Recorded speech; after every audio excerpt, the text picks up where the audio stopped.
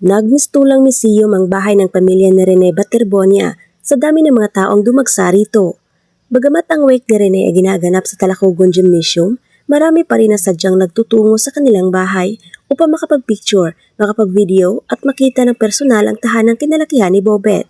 Bagamat magandang makita na napakaraming tao ang nagpapakita ng pagmamahal, suporta at pakikiramay sa pamilya, hindi rin naiwasang mapansin ng ilan na tila naaabala na ang pribadong buhay ng mga naiwang mahal sa buhay.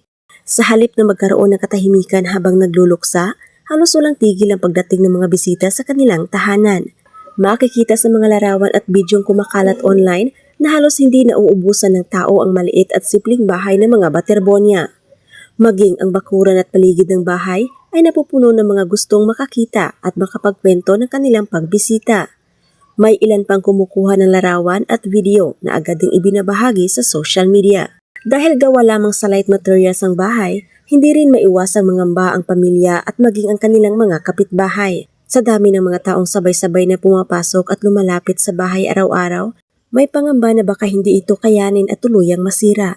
Sa kabila nito, wala pa ring tigil ang pagdating ng mga taong nais magbigay ng respeto at pakikiramay.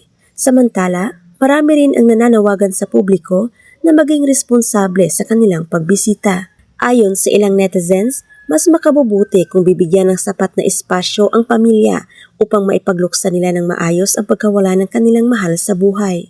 Ang pagpapakita ng suporta ay hindi lamang nasusukat sa personal na pagpunta sa kanilang bahay, kundi maging sa paggalang sa kanilang privacy at sa pag-unawa sa pinagdaraanan nila sa mga panahong ito. Patuloy namang bumubuhos sa mga mensahe ng pakikiramay, panalangin at suporta mula sa iba't ibang panig ng bansa. Hangad ng marami na sa kabila ng napakasakit na sinapit ng pamilya Baterbonia, ay unti-unti nilang matagpuan ang lakas ng loob upang makabangon at may pagpatuloy ang buhay. Dala ang alaala ni Bobet na nananatiling buhay sa puso ng mga taong nagmamahal sa kanya.